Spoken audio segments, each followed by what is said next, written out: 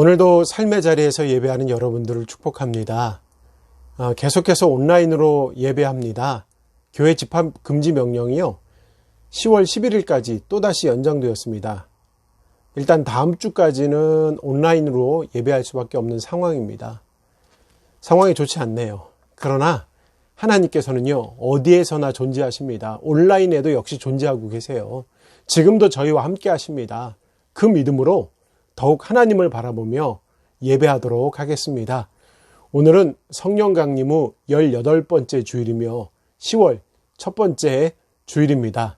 먼저 함께 찬송함으로 하나님을 높여드리겠습니다. 함께 찬양하겠습니다.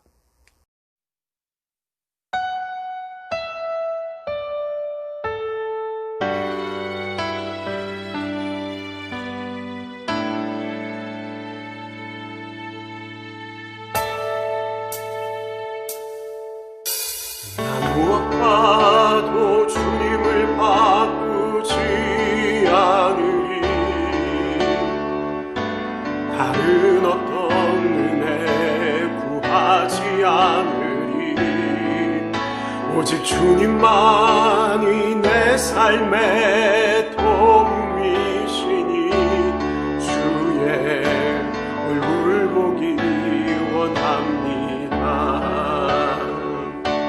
주님 사랑해요.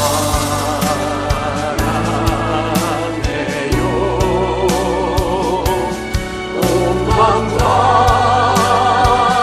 정성 다해 하나님의 신실한 친구 되기 원합니다.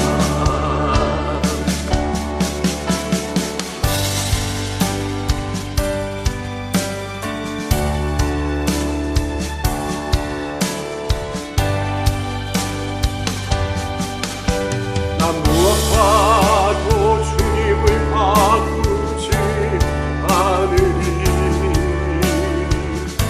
다른 어떤 은혜 구하지 않으리.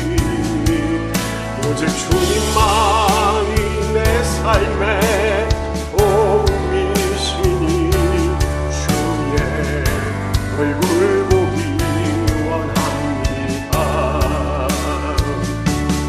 주님 사랑해요.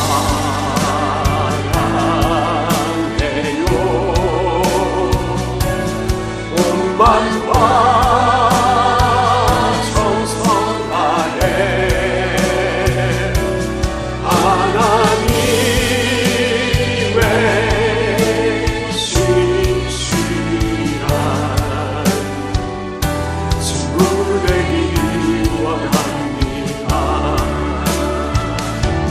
주님 사랑해요.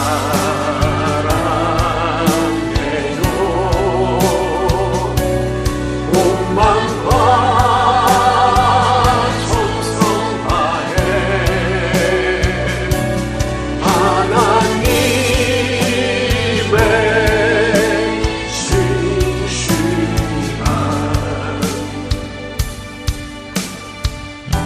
친구 되기 원합니다.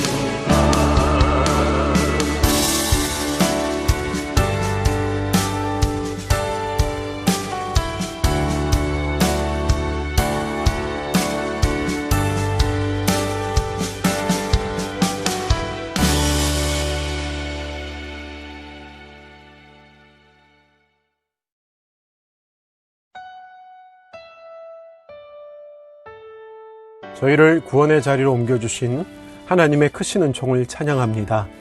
오늘도 예배드리는 삶의 자리마다 하나님을 다시 만나게 하시고 새로운 은총을 부어 주옵소서. 이 시간 오직 하나님만을 바라보며 허락하신 말씀으로 새 힘을 얻어 충만하게 부어주시는 기쁨을 함께 나누게 하옵소서. 날마다 사랑이 넘치시는 예수님과 동행하는 은총을 누리며 살기를 소망합니다. 은혜에 감사한 마음 품게 하시어 주님의 성품을 닮아가게 하시고 허락하신 삶 속에 세상의 빛과 소금이 되게 하옵소서. 오직 주의 십자가를 바라보며 하늘의 영광을 드러내길 원하오니 내 힘이 아닌 주의 능력을 의지함으로 사명 감당하는 삶을 살게 하옵소서. 천지 만물을 운행하신 하나님, 열매 맺는 계절을 허락해 주시니 감사합니다. 이제 결실의 계절 가을도 깊어갑니다. 하지만 아직도 코로나19 바이러스는 세상을 혼란하게 합니다. 어지러운 세상이지만 하나님께서는 믿음의 성도들을 주의 날개 아래 품어주심을 믿습니다. 함께 하시는 충만한 은혜 속에 새로운 소망을 품게 하시어 주님이 기뻐하시는 열매 풍성한 삶을 살게 하옵소서. 언약교회를 지키시고 저희를 하나 되게 하시는 성령님을 의지합니다. 동행하시는 성령님의 이끄심 안에서 먼저 하나님의 부르심을 입은 성도로 거룩한 주의 일꾼이 되길 원합니다. 저희를 사용하셔서 하나님의 나라와 그의 백성들을 통하여 임하실 또 다른 부흥을 다 같이 성취하게 하옵소서. 다시 회복해 하시는 예수님의 이름으로 기도합니다. 아멘. 오늘 함께 나눌 하나님의 말씀은 출애굽기 20장 1절에서 7절입니다. 하나님이 이 모든 말씀으로 말씀하여 이르시되 나는 너를 애굽 땅 종되었던 집에서 인도하여 낸 내 하나님 여호와니라. 너는 나 외에는 다른 신들을 내게 두지 말라. 너를 위하여 새긴 우상을 만들지 말고 또 위로 하늘에 있는 것이나 아래로 땅에 있는 것이나 땅 아래 물속에 있는 것의 어떤 형상도 만들지 말며 그것들에게 절하지 말며 그것들을 섬기지 말라. 나 내 하나님 여호와는 질투하는 하나님인즉 나를 미워하는 자의 죄를 갚되 아버지로부터 아들에게로 3, 4대까지 이르게 하거니와 나를 사랑하고 내 계명을 지키는 자에게는 1000대까지 은혜를 베푸느니라. 너는 내 하나님 여호와의 이름을 망령되게 부르지 말라. 여호와는 그의 이름을 망령되게 부르는 자를 죄 없다 하지 아니하리라. 아멘. 사랑하는 성도 여러분들, 지난 시간 평안하셨는지요? 계속해서 출애굽기 말씀 나누고 있습니다. 세밀하신 하나님의 인도하심 속에서 이스라엘 자손들은 광야에서 하나님의 이끌림을 받았습니다. 그래서 가나안으로 향하여 가는 계속 이동을 실행하고 있었죠. 하나님의 역사 속에서 이집트를 탈출하였고 홍해를 건너고 불기둥과 구름기둥으로 인도하심을 받았습니다. 또한 먹거리도 하나님께서 책임져 주셨어요. 만나와 메추라기를 먹고 반석에서 터져 나오는 샘물을 마시며 그들은 지내왔습니다. 그렇게 하나님께서는요, 이스라엘 자손들을 택하시어 하나님의 백성 삼으시고 광야길을 통하여 훈련하셨습니다. 그래서 하나님 되심을 보여주셨습니다. 이번에는 하나님께서는 이스라엘 자손들이 그들이 살아갈 수 있도록 시내산 근처로 이끄셨어요. 그리고 모세를 부르십니다.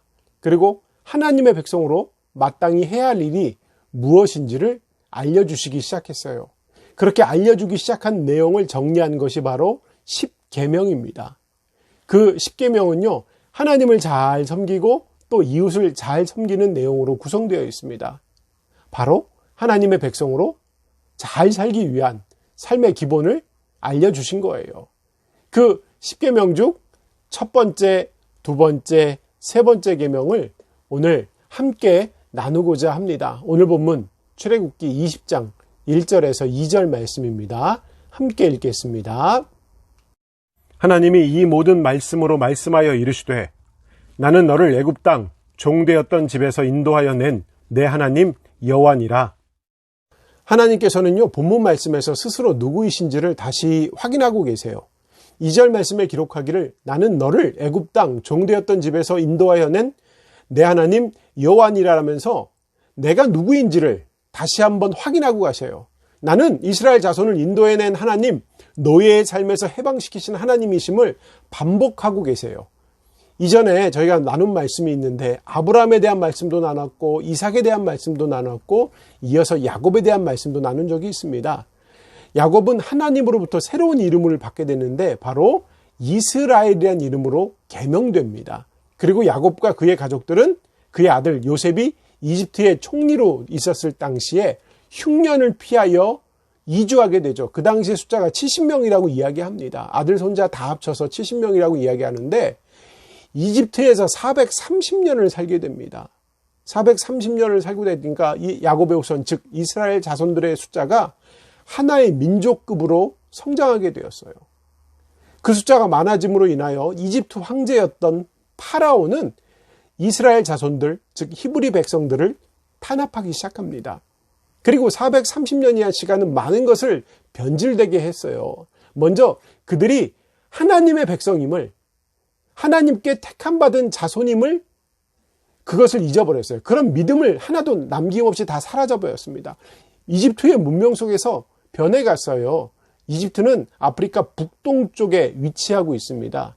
지중해를 중심으로 아시아, 아프리카, 유럽, 세계 대륙이 만나는 지점에 위치하고 있어요. 그 중에 아프리카 쪽이 이집트예요. 그러니까 다양한 민족과 문화와 종교가 혼재할 수 있는 그런 위치에 이집트가 놓여져 있습니다. 그래서인지 굉장히 많은 신들이 이집트에 있었습니다. 기본적으로 주신인 태양신이 있었습니다. 태양신. 태양을 섬기고 있어요. 그리고 더군다나 모든 게 신이에요. 바람도 신이고 공기도 신이었어요. 그리고 수많은 토착신이라고 해서 오래전부터 믿어왔던 그냥 잡신들이 많아요. 그리고 살아있는 신들도 있습니다. 그들은 커다란 덩치의 소를 섬겼어요. 소. 그리고 나일강의 악어도 섬겼고요. 매와 같은 맹수도 신으로 추앙받고 있었어요. 그리고요, 파라오, 황제도 신이었어요. 이집트 사람들은 파라오를 해와 달의 아들이라고 믿었다고 합니다. 제가 예전에 모세의 이름이 황족 집안에서만 쓸 수 있는 이름임을 말씀드린 적이 있어요. 모세는 이집트어로 바로 달의 아들이라는 의미를 가지고 있다는 거예요. 달의 탄생, 달의 아들 이런 의미를 모세란 이름 속에 지니고 있었습니다. 이렇게 신이 많은 이집트에 430년을 함께 거주했던 이스라엘 자손들은요, 당연히 많은 신들을 섬기는 그 문화에 동화될 수밖에 없었습니다. 그래서 이집트에서 사는 동안 많은 신들을 받아들였어요. 더군다나 아브라함의 하나님, 이삭의 하나님, 야곱의 하나님은 기억하지조차 못했습니다. 그러므로 하나님께서는요, 내가 누구이신지를, 하나님 스스로 누구이신지를 이스라엘 자손들에게 자꾸 말씀하시는 거예요. 반복하여 말씀하시는 거예요. 그리고 말씀함으로 훈련하신 겁니다. 확인하고 훈련하고 인도자 되심을 설명해주고 계시는 것이었습니다. 그러면서 여호와 하나님을 잘 섬기고 순종하라고 오늘 본문에 말씀하고 계십니다. 오늘 본문 3절 말씀입니다. 3절 말씀 함께 읽겠습니다. 너는 나 외에는 다른 신들을 내게 두지 말라. 하나님께서는요, 이스라엘 자손들에게 나 외에는 다른 신들을 너의 마음속에 두지 말라고 명하셨습니다.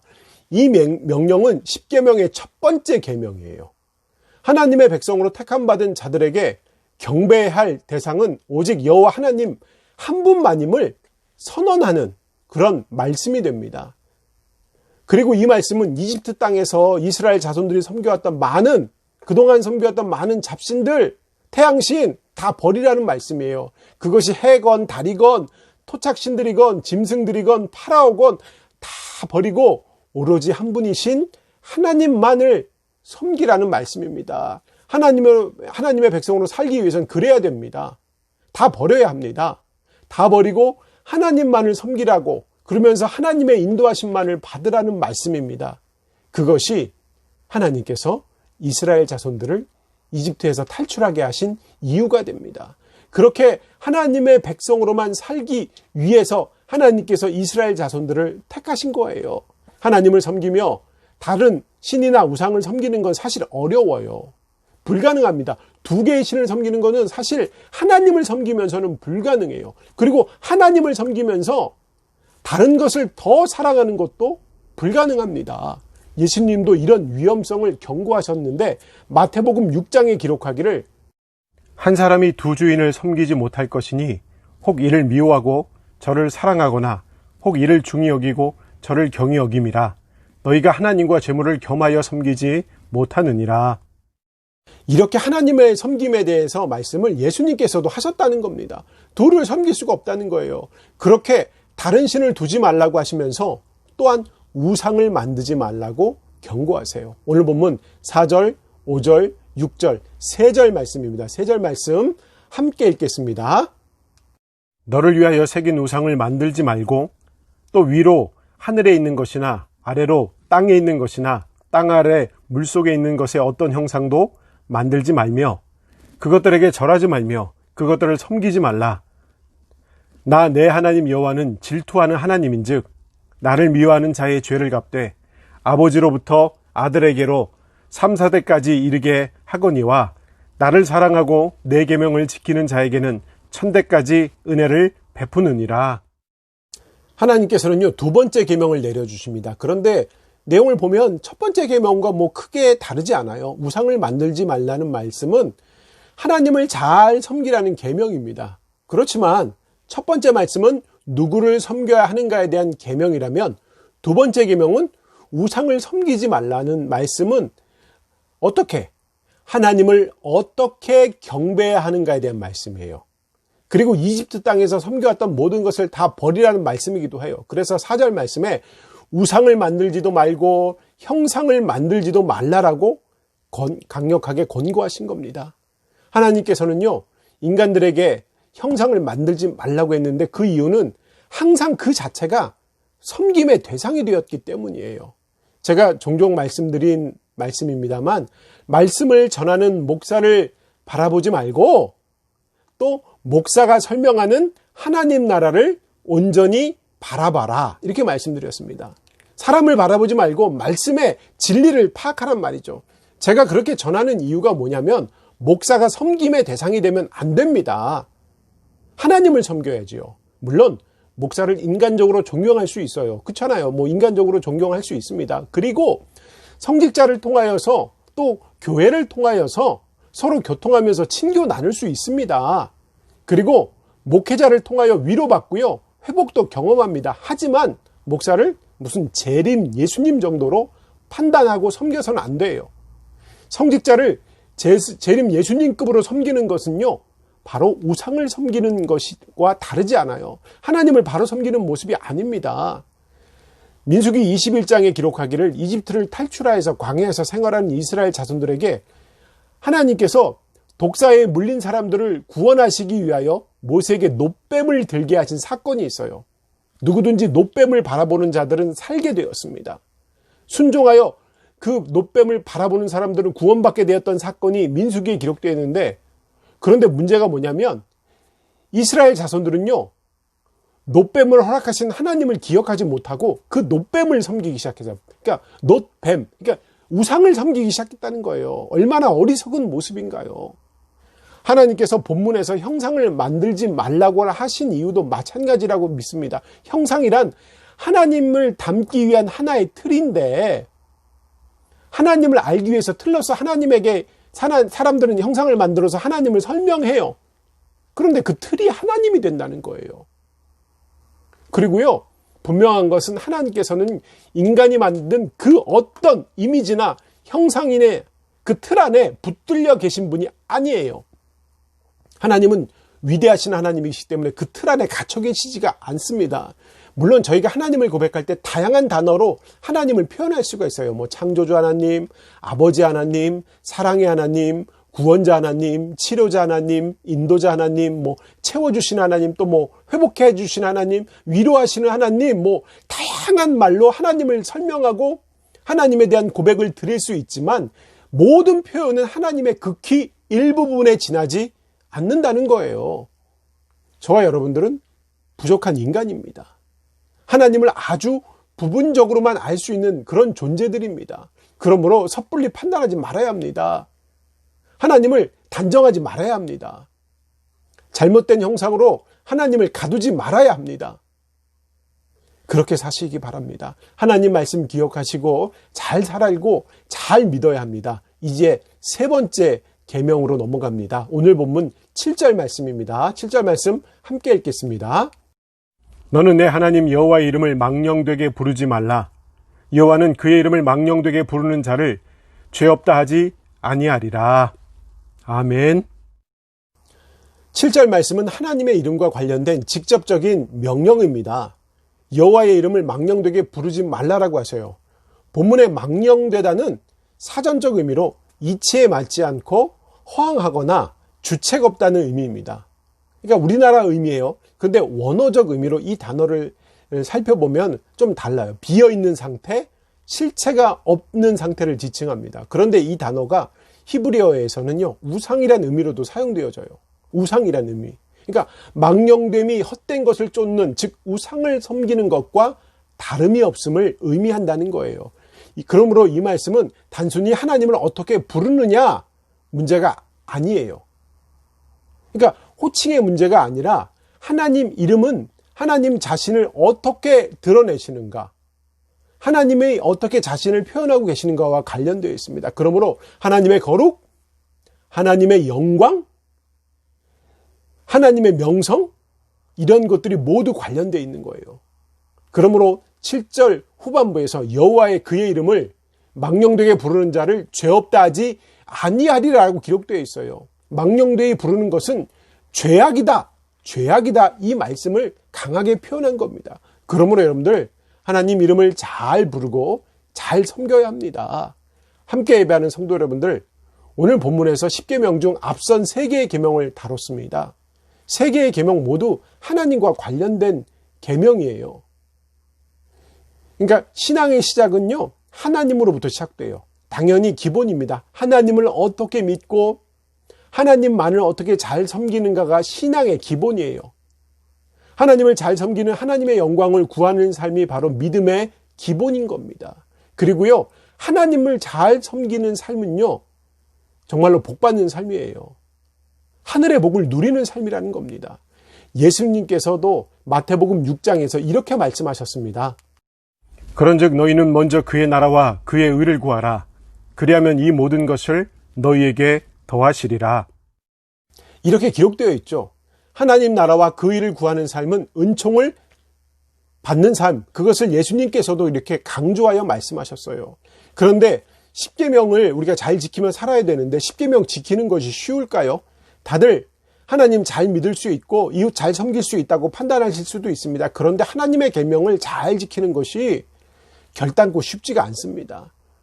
누구에게는 쉽고 누구에게는 어려운 것이 아니라 누구나 다 힘들어요. 그래서 하나님께서는요, 하나님께 택함받은 자손들을 훈련하십니다. 신앙인의 삶이라는 건 끊임없이 훈련하고 다듬어지는 과정이거든요. 그 속에서 경건을 연습하며 하나님을 닮고자 수고하는 과정이 바로 신앙입니다. 그렇게 하지 말라는 거 하지 말아야 되고요. 악한 것 멀리 해야 합니다. 그것을 하나님께서 기뻐하셔요. 하나님을 닮아간다는 것, 하나님을 배워간다는 것, 하나님의 성품을 입는다는 것, 이것은 바로 하나님이 말씀하신 것을 잘 지키고 순종하는 삶에 있습니다. 그래서 남을 공격하지 말고 의심은 멀리하고 어떤 상황에도 감사하고 기뻐하는 그런 모습, 그런 훈련이 저희들에게 필요합니다. 그런데 중요한 겁니다. 계명을 잘 지킬 수 있도록, 감당하며 승리하는 삶을 살 수 있도록 허락해 주시는 분도 하나님이에요. 그러니까 영광 돌릴 수 있도록 저희를 붙들고 계시는 분도 하나님이라는 사실을 저희가 기억해야 돼요. 그래서 오늘 본문 2절 말씀에 분명히 기록되어 있습니다. 2절 말씀 우리 다시 한번 보겠습니다. 나는 너를 애굽 땅 종되었던 집에서 인도하여 낸 내 하나님 여호와니라. 이렇게 인도하시는 하나님이십니다. 저희의 필요를 아시고 채워주시는 하나님이십니다. 그런 하나님의 은혜를 누리려면 성숙한 하나님의 성도로 살아야 합니다. 그러므로 어떤 상황이든지 무엇을 경험하든지 나를 사랑하시고 나와 함께 하시는 하나님을 믿고 순종하는 신앙을 드러내야 합니다. 여러분 모두는 그렇게 살아가시기를 바랍니다. 여러분 그렇게 사시는 성도들이 되시기를 바랍니다. 오늘 예배하는 여러분 모두가 하나님의 인도하심 속에서 하나님을 신뢰하면서 훈련하신 하나님의 사랑과 은혜를 믿음으로 누리시면서 하나님과 함께하는 관계의 풍성함을 삶의 자리에서 누리시기를 바랍니다. 그런 성도들이 다 되시기를 주님의 이름으로 축원합니다. 우리 함께 기도하겠습니다. 우리 기도하실 때 우리 손 모으고 우리 눈 꼭 감고 함께 기도하겠습니다. 사랑의 하나님, 오늘도 새로운 은혜로 채워주시니 감사합니다. 받은 은혜 기억하면서 하나님 나라 백성으로 하나님의 영광을 드러내는 삶을 살게 하옵소서. 인도하신 하나님을 온전히 신뢰합니다. 하나님만을 섬기며 우상을 멀리하면서 하나님의 기쁨이 되길 원합니다. 더불어 이웃과 함께 살아가는 성숙한 성도가 되기를 원합니다. 저희들의 삶에 하나님의 인도하심과 도우심을 더하여 주시옵소서. 이 시간 특별히 기도하옵기는 이 땅 위에 코로나19 바이러스가 더 이상 힘을 쓰지 못하게 하여 주시옵소서. 예배가 세상에 걱정이 되지 않게 하시고 교회가 세상에 아픔이 되지 않을 수 있도록 교회를 새롭게 하여 주시옵소서. 그래서 교회와 성도가 온전히 주님의 시간을 잠잠히 기다릴 수 있도록 믿음을 더하여 주셔서 선하신 하나님의 뜻을 바라보게 하옵소서. 분명 하나님께서는 이 땅을 새롭게 하여 주실 것입니다. 교회를 새롭게 하여 주실 것을 믿습니다. 그래서 다시 모여 하나님을 찬양하며 예배할 수 있는 날이 다시 임할 것임을 믿습니다. 하나님, 특별히 기도하옵기는 언약에 속한 성도들을 하나님 돌보아 주옵소서. 하나님, 언약교회 성도들의 삶에 세밀하게 역사해 주옵소서. 하나님, 육신의 질병으로 고통받는 자들을 고치시는 하나님을 경험하게 하시고 물질의 문제로 아파하는 이들의 문제의 해결이 하나님께 있음을 더욱 신뢰하게 하옵소서. 특별히 배움에 기리는 자녀들을 기억해 주시기를 바랍니다. 하나님, 학교 수업이 여의치 않아요. 하나님 아시지요? 그러나 하나님 채워주실 것을 믿습니다. 지혜를 더하여 주실 것을 믿습니다. 하나님이 주시는 지혜로 하나님을 향한 꿈을 품으며 하나님 안에서 미래를 희망하게 하옵소서. 특별히 대학 진학을 위해 기도하는 가정이 있습니다. 하나님 그 가정마다 가장 좋은 모습으로 역사해 주옵소서. 하나님의 인도하심을 신뢰하면서 진로를 결정하게 하여 주시옵소서. 하나님, 10월이 시작되었습니다. 열매 맺는 계절입니다. 삶의 열매를 하나님께 드릴 수 있도록 결단하며 충성하게 하옵소서. 말씀에 순종하며 하나님의 영광을 드러내며 매일매일 승리하는 모든 성도들이 될 것을 믿습니다.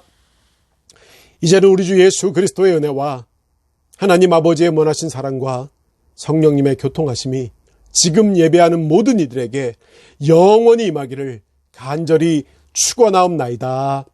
아멘.